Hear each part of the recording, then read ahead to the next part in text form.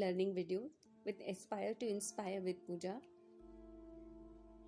आज मैं आपसे ऐसी लर्निंग शेयर करूंगी जो कि मैंने अपने पर्सनल एक्सपीरियंस से, ये मेरी लर्निंग हुई है, मेरा पर्सनल एक्सपीरियंस है। तो ये कोई टॉपिक नहीं है, बेसिकली ये एक पैराग्राफ मुझे कहीं बुक से मिला था, जो कि मेरे स्क्रीन पे भी आप देख सकते हैं और ये पूरी इंटायर वीडियो में आपको देखने को मिलेगा। तो फर्स्ट मैं इस पैराग्राफ को रीड करूंगी और लकीली मुझे कुछ दिनों के बाद उस पे एक्सप्लेनेशन भी मिली जो कि इसको जस्टिफाई करती है। अकॉर्डिंग टू मी ये काफ़ी इसको जस्टिफाई करती है। और आप मेरी वीडियो देखिएगा, मेरी पॉडकास्ट सुनिएगा। अगर आपको लगता है कि ये जस्टिफाई करती है तो वेल एंड गुड। अगर आपको लगता है कि नहीं, ये रिलेट नहीं करती या इससे कनेक्ट नहीं करती, तो आप मुझे कमेंट बॉक्स में मेंशन कर सकते हैं। अभी चलते हैं अपनी पॉडकास्ट की तरफ। अच्छा, ये पैराग्राफ कह रहा है, just have a look closely. It is abnormal to be sick. It is normal to be healthy. Health is truth of your being. When you affirm health, harmony, peace for yourself or someone else, and when you realize that these are the universal principles of your being, you will replace the negative thought pattern of your subconscious mind with a positive one that is aligned with the universal truth of healthy being. बीमार होना abnormal है, healthy रहना normal है। Health मेरे वजूद की reality है। जब आप अपने लिए या किसी और के लिए हेल्थ, पीस, हैप्पीनेस मांगते हैं या सोचते हैं, और जब आप ये रियलाइज करते हैं कि हमारे वजूद की, हमारी बीइंग का बेसिक प्रिंसिपल है, तब आप नेगेटिव थॉट्स पैटर्न्स को पॉजिटिव में चेंज करेंगे कि मैं बना ही इस पीस का हूँ, मैं ही पीस हूँ, मैं बना ही हैप्पीनेस का हूँ, मैं ही हैप्पीनेस हूँ। हेल्थ मेरा वजूद है, ये मेरा बीइंग है, मैं जो एग्जिस्ट कर रहा हूँ, ये यूनिवर्सल ट्रुथ है।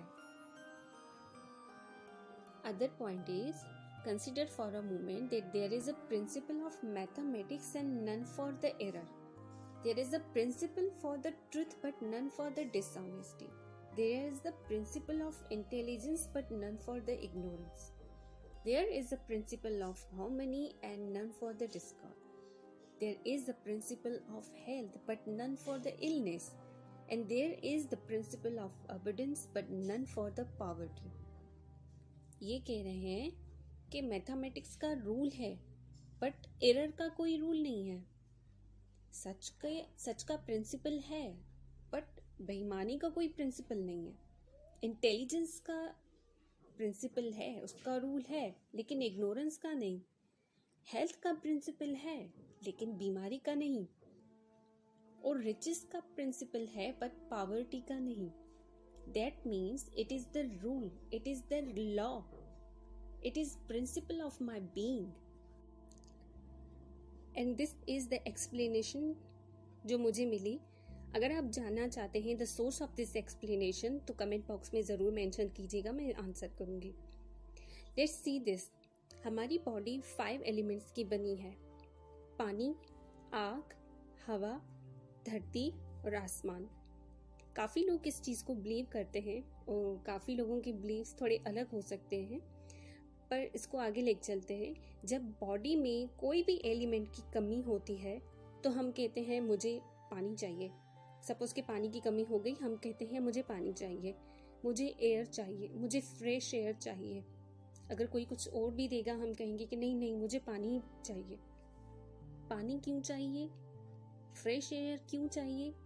बिकॉज बॉडी इसी की बनी हुई है, इसी की कमी हुई है अभी बॉडी में, इसीलिए पानी चाहिए, इसीलिए फ्रेश एयर चाहिए जिसकी कमी हुई है।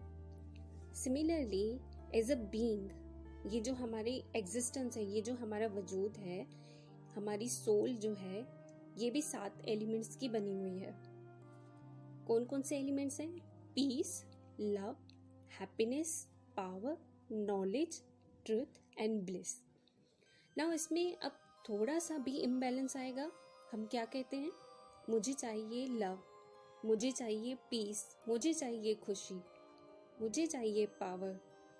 Everyone wants this because हर कोई इसी चीज का बना हुआ है। Everyone is that। Method change हो सकते हैं बट द मोटिव वो सेम रहता है। सपोज एक कंट्री दूसरी कंट्री पे अटैक करता है, पूछो आप क्या चाहते हैं, दे विल से हम पीस चाहते हैं, आई वांट पीस। बट हर कोई सेम ही चीज चाह रहा है, एक ही चीज चाह रहा है, पीस चाहिए, खुशी चाहिए। हम गुस्सा करते हैं, हम जेलसी करते हैं, बट हम उसमें कंफर्टेबल नहीं होते, उस एनर्जी, उन वाइब्रेशंस में हम कंफर्टेबल नहीं होते, क्योंकि गुस्सा, नफरत, जेलसी ये हमारा नेचर नहीं है। हम इन चीज़ों के नहीं बने, हमारी सोल इन चीज़ों की नहीं बनी हुई। ये हमारे नेचर के अगेंस्ट है। इसीलिए हमें पीसफुल लोग पसंद होते हैं, पीसफुल जगह पसंद होती है, पीसफुल माहौल पसंद होता है। सपोज कि किसी मस्जिद में जाओ, किसी मंदिर में जाओ, तो वहाँ के वाइब्रेशंस बहुत हाई होते हैं, बहुत ही पीसफुल होते हैं, और वहाँ पे हमें बहुत मज़ा आता है, वहाँ पे हमें टाइम स्पेंड करना बहुत अच्छा लगता है।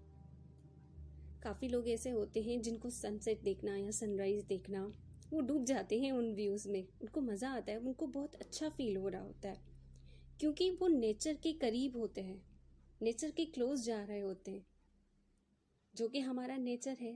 पीस हमारा नेचर है, हैप्पीनेस हमारा नेचर है। अगर दूसरी तरफ ये देखें कि हम ट्रैफिक में फंस गए हैं, तब अच्छा फील नहीं होता। क्योस हमारा नेचर नहीं है, वो हमारा नेचुरल सेल्फ नहीं है, इसीलिए हमें वहाँ पे कंफर्टेबल फील नहीं होता। इसको मैंने दूसरी एक चीज़ से भी रिलेट किया कि गॉड या अल्लाह कह दें या परमात्मा कह दें या हायर पावर ही कह दें, आप कोई भी नाम दे सकते हैं। मैंने काफ़ी लोगों के मुंह से सुना है कि खुदा हमें 70 माओं से भी ज़्यादा प्यार करते हैं, वो हमारी हर चीज़ का ख्याल रखते हैं, हमारी सेहत का, हमारे खाने पीने का, उनके पास किसी चीज़ की कमी नहीं है। वो तो रहम दिल है, वो हमारी हर ख्वाहिश पूरी करते हैं। नेगेटिव कुछ भी ऊपर वाले की डिक्शनरी में ही नहीं है, ना नेगेटिव थॉट्स, ना negative words. So this was all about my learning experience podcast, my point of view. मिलेंगे नेक्स्ट वीडियो में। Till then take care, bye bye.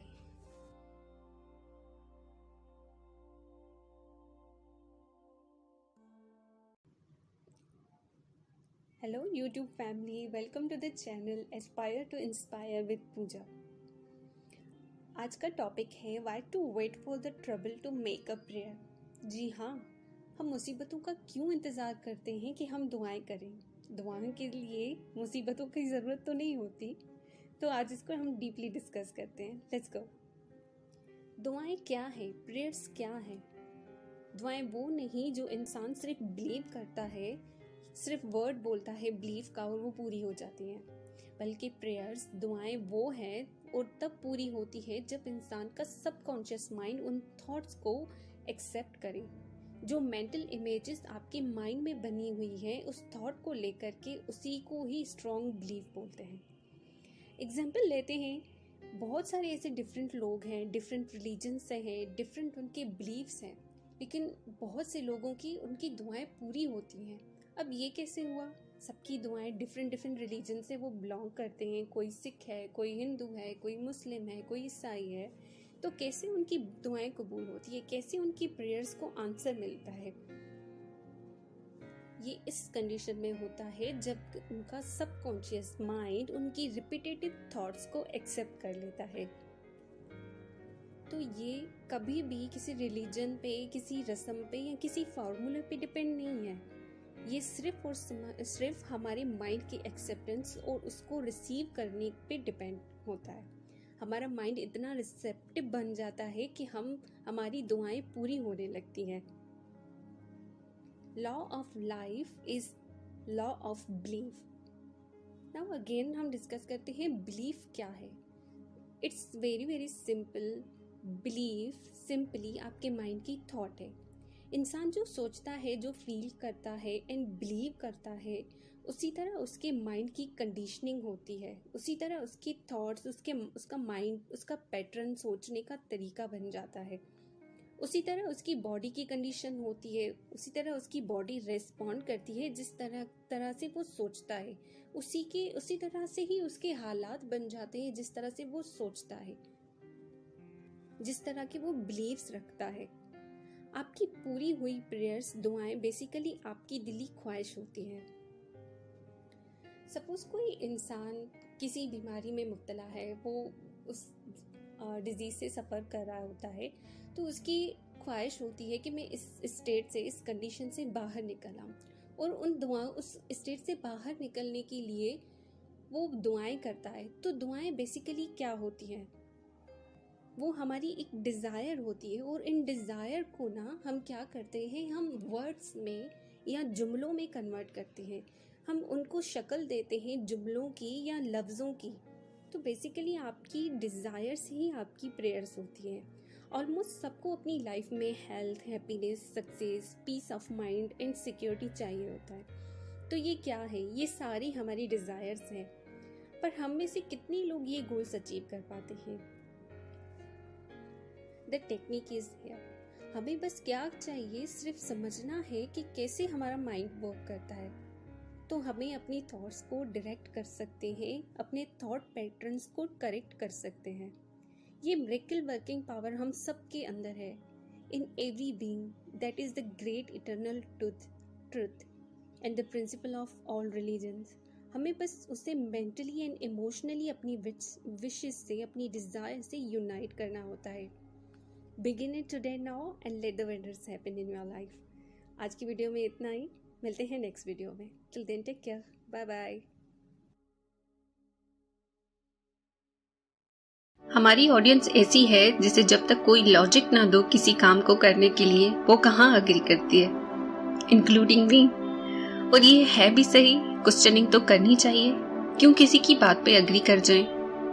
जब तक कोई सॉलिड रीजन ना हो, जब तक कोई राइट एक्सप्लेनेशन ना मिले। ऐसा ही सवाल किया किसी ने मुझसे, जो कि बना है आज का हमारा टॉपिक। बात नहीं, मेक श्योर यहाँ मैं ब्रीदिंग मेडिटेशन की बात कर रही हूँ, not about the other forms of meditation like guided meditation और mindful meditation. Why should I do meditation and how it works? I have explain in this video. Let's move to the video. क्या आपने कभी गौर किया है आप सांस क्यों लेते हो? आप ब्रीदिंग क्यों करते हो? जिंदा रहने के लिए, ऑफ कोर्स। और जब किसी की डेथ हो रही होती है, उस वक्त क्या कैफियत होती है? कितना वो जूझते हैं सांस को लेने के लिए। सारी अटेंशन, सारा फोकस उनकी अपनी सांसों पे आके अटक जाता है। यहाँ एक एग्जाम्पल देखते हैं कि कोई स्विमिंग पूल में स्विमिंग कर रहा है, बहुत एंजॉय कर रहा है, लोगों से बात कर रहा है, बातें करते करते, हंसते खेलते सडनली वो गिर जाता है और पानी में अंदर चला जाता है। उस वक्त वो क्या करेगा? खुद को बचाने की कोशिश करेगा, नो डाउट। कैसे करेगा? सांस लेने की कोशिश करेगा, ब्रीथ करने की कोशिश करेगा। उस वक्त जो एंजॉयमेंट पे उसकी अटेंशन थी, जो लोगों पे उसकी अटेंशन थी, उस वक्त उसकी उस एंजॉयमेंट पे अटेंशन नहीं होगी। वो जो लोगों से बात कर रहा था उस पे अटेंशन नहीं होगी उसकी। इनफैक्ट उसे तो याद भी नहीं होगा। उसका फोकस हर चीज से हट के कहाँ पे आ जाएगा? उसकी ब्रीदिंग पे। सारी चीजों से हट करके उसकी सांसों पे आके अटक जाएगा। ऐसे ही ब्रीदिंग मेडिटेशन काम करती है।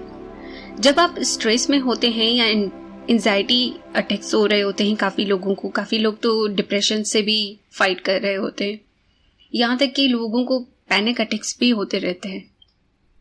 उस वक्त माइंड रेस्टलेस होता है, उस वक्त माइंड ओवर थिंकिंग में होता है, ओवर एक्टिव होता है, ओवर वर्किंग में होता है।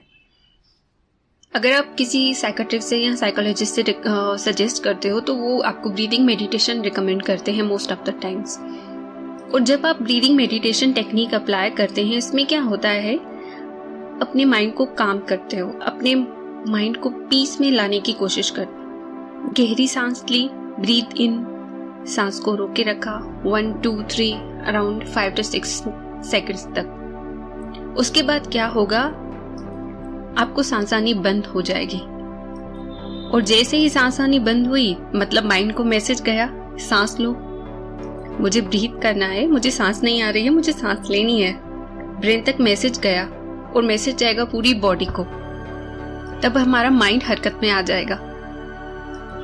उस कंडीशन, उस पॉइंट पे सारा फोकस, सारी अटेंशन, जो सारी एनर्जी यहाँ वहाँ पता नहीं कहाँ कहाँ भटक रही होती है, वो वरीज में, फ्यूचर में, पास्ट थिंकिंग में या फ्यूचर थिंकिंग में, anger, frustration, suffocation, unstoppable, uncontrol thinking, सारी आके एक जगह लग जाएगी, एक जगह टिक जाएगी। उस वक्त, उस मोमेंट पे आपकी अपनी ब्रीदिंग में लग जाएगी। तो जो वो वेस्ट थॉट्स चल रही थी, अब माइंड उन पे नहीं, यहाँ अपनी ब्रीदिंग पे काम शुरू करेगा। तो जो वेस्ट थॉट्स चल रही थी, अब माइंड उन पे नहीं, यहाँ अपनी ब्रीदिंग पे काम शुरू करेगा। बचना है ना मुझे, सांसें चलेंगी तभी तो जिंदा रहेंगे। क्यों? क्योंकि ब्रीदिंग अब अर्जेंट हो गया। मेडिटेशन के साइंटिफिक तो बहुत सारे बेनिफिट्स होते हैं। जो मेडिटेशन करते हैं उनमें ये बेनिफिट्स देखने को मिले हैं। न्यूरॉन्स एक्टिव हो जाते हैं एंड साइज भी इंक्रीज हो जाता है। न्यूरॉन्स के कनेक्शन स्ट्रॉन्ग हो जाते हैं, जिसकी वजह से मेमोरी पावर इंक्रीज हो जाता है। जब हम रिलैक्स्ड होते हैं तो हमारी brain waves and mind frequencies बहुत कम होती हैं। और जब माइंड इरिटेटेड होता है, एजिटेटेड होता है या बहुत स्ट्रेस्ड कंडीशन में होता है, उस वक्त ब्रेन वेव्स या फ्रीक्वेंसीज बहुत ही ज्यादा बढ़ जाती हैं। और ये brain waves, mind frequency meditation से बहुत ही रिड्यूस हो जाती है। अगेन आप रिलैक्स हो जाते हैं। उस वक्त हम स्ट्रेस्ड आउट होते हैं या एंजाइटी से सफर कर रहे होते हैं और मेडिटेशन उसी स्टेट से हमें बाहर निकालता है। कंटिन्यूस मेडिटेशन प्रैक्टिस आपको अपनी नॉर्मल कंडीशन में वापस लाती है, मीन रिलैक्सिंग कंडीशन में लाती है, क्योंकि माइंड से लोड कम हो जाता है, बर्डन कम हो जाता है। समटाइम्स ड्यूरिंग मेडिटेशन हम ड्रोसी स्टेट में एंटर हो जाते हैं। इसे स्लीपिंग स्टेट भी कहा जाता है। और ये वो स्टेट होती है जिसमें visualisation and affirmations amazingly work करते हैं। अब यहाँ पे क्वेश्चन अराइज होता है, अब ये अफर्मेशंस क्या है? वेल, होपफुली ये हमारा नेक्स्ट टॉपिक होगा, इस पे भी डिस्कशन होगा इन कमिंग वीडियोस। बाकी विजुअलाइजेशन पे हमने ऑलरेडी थोड़ी बहुत बात की है। एक दिन में human mind 45 to 50,000 thoughts create करता है। मीन एक दिन में एक ह्यूमन माइंड में 45 to 50,000 थॉट्स आती हैं। उनमें से पता नहीं कितनी बेस्ट जाती है, कितनी नेगेटिव होती है, कितनी पॉजिटिव होती है। और जब आप ब्रीदिंग मेडिटेशन कर रहे होते हो तो आपकी पूरी अटेंशन उन 50,000 थॉट्स से हटकर आपकी ब्रीदिंग पे आ जाती है। सिर्फ एक जगह आके फोकस हो जाती है। जब आप उसकी कंटिन्यूअस प्रैक्टिस करते हो तो एक हैबिट बन जाती है। आपका ब्रेन अपनी पावर्स, अपनी पूरी एनर्जी एक ही थॉट पे लगा देता है। इससे आपका फोकस बढ़ता है। किसी भी काम में आप अपना 100% फोकस देते हो। आपका माइंड पीसफुल हो जाता है, सबकॉन्शियस माइंड तक अप्रोच भी बढ़ जाती है। सो ये थी कुछ knowledge about the breathing meditation, जो कि मेरी नॉलेज के अकॉर्डिंग है। अगर आपको ये वीडियो काफी इंफॉर्मेटिव लगी है तो प्लीज इसे सब्सक्राइब करें, लाइक, शेयर और कमेंट भी करें। ऐसे इंफॉर्मेटिव वीडियोस के साथ मैं आती रहूंगी। Till then take care, bye bye.